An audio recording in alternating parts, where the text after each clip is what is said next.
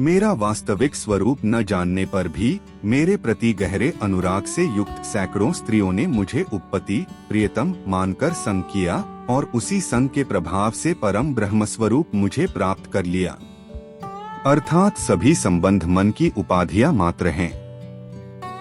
वास्तव में प्रेम का अंतिम आकर्षण आत्मा या ब्रह्मा की ओर ही होता है। जब चित्त का तीव्र आकर्षण पूर्ण रूप से परम सत्य में स्थित हो जाता है, तब अहंकार लीन हो जाता है। नामरूप प्रेमी प्रेमिका भक्त भगवान ये भेद मिट जाते हैं और आत्मा ब्रह्म स्वरूप में प्रतिष्ठित हो जाती है। আমার স্বরূপ বিষয়ে অজ্ঞ, কিন্তু আমার প্রতি অনুরাগ সম্পন্ন শত শত অবলা নারী আমাকে উপপতি ভেবেও আমার সঙ্গ প্রভাবে পরব্রহ্মস্বরূপ আমাকে লাভ করেছিল।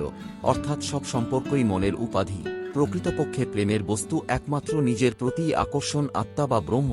চিত্তের তীব্র আকর্ষণ যখন সম্পূর্ণভাবে একমাত্র পরম সত্যে নিবদ্ধ হয়, তখন অহং বিলীন হয়ে যায়।